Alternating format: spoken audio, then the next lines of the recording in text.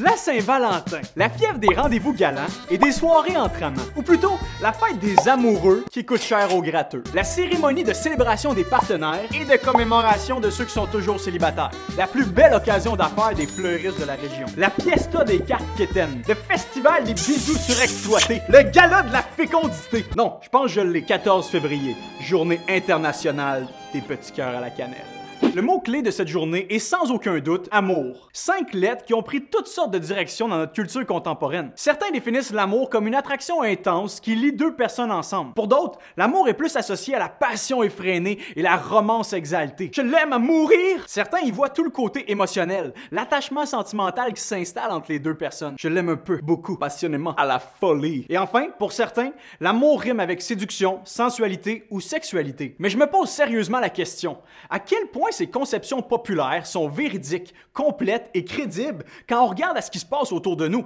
C'est difficile de trouver une définition de l'amour sur laquelle on peut se fier quand on fait le constat de notre société. Une société où les aventures sans lendemain ont remplacé les couples engagés à traverser les épreuves main dans la main. Une culture dans laquelle l'engagement est devenu une valeur démodée et la fidélité un concept discrédité. Une société où les divorces se multiplient à l'horizon et les familles unies sont une espèce en voie de disparition. Une culture qui valorise plus le libertinage et l'indépendance que la loyauté et la vulnérabilité. Un air où l'érotisme égoïste et l'assouvissement effréné de nos désirs ont détrôné l'amour qui cherche à plaire plus qu'à se satisfaire. Un air où tout le monde veut tomber en amour, mais beaucoup moins savent comment le rester. Un monde où on sait comment faire des bébés, mais on a oublié comment bâtir des foyers. Devant ce portrait plutôt décourageant, mais au moins réaliste, on se demande si on n'aurait pas fait fausse route en ce qui concerne l'amour. On se demande si l'amour qu'on nous a dépeint dans les salles de cinéma ou sur nos écrans plasma a vraiment aidé notre cas. Nos conceptions habituelles de l'amour sont souvent tirées de ces histoires surréelles,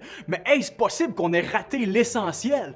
Est-ce possible que le vrai amour soit plus profond qu'une simple attraction, plus tangible qu'une seule sensation? Est-ce possible que le véritable amour relève moins d'une réaction chimique dans notre cerveau ou d'une fragile émotion dans notre esprit, mais bien plus d'une volonté décidée et d'une intention désintéressée? Est-ce possible que le vrai amour ne soit pas un conte de fées avec une date d'expiration, mais bien une réalité qu'on peut expérimenter jusqu'à notre dernière respiration? Plus que n'importe quel autre livre, la Bible nous parle de ce type d'amour. Plus qu'une séduction ou une forte impression, le message biblique nous décrit l'amour comme une ferme décision qui se traduit à chaque fois en action. Oui, cet amour comprend plaisir, pulsion et passion, mais il découle toujours d'un choix antérieur, celui de faire passer les besoins et les soucis de l'autre avant les nôtres. C'est aussi un amour d'initiative qu'on trouve dans la Bible.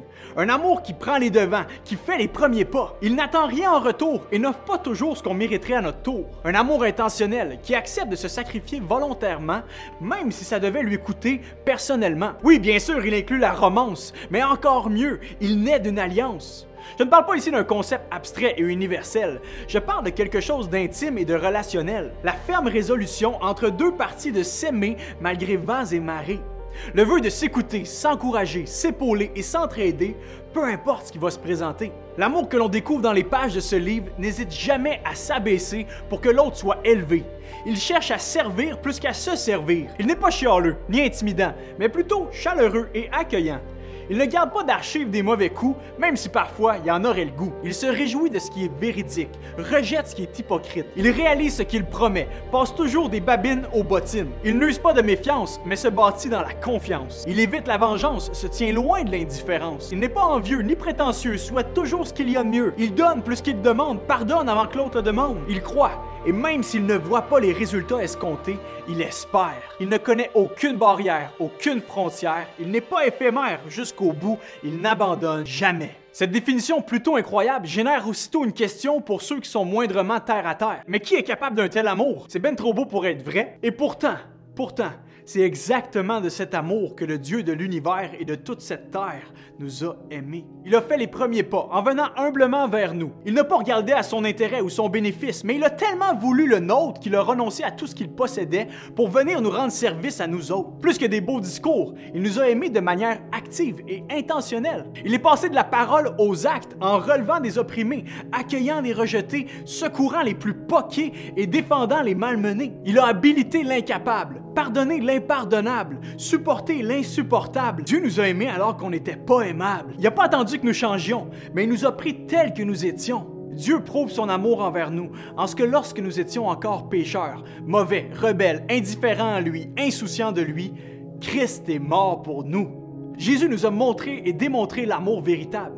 Et la beauté de la chose, c'est qu'il nous en rend aussi capables. En répondant favorablement à son amour, il transforme notre cœur et nous donne à notre tour la force nécessaire de mettre en pratique cet amour sincère et sacrificiel. Il nous donne le vouloir et l'énergie d'aimer comme lui-même nous a aimés. Et notre amour mutuel devient alors le reflet de son amour pour nous.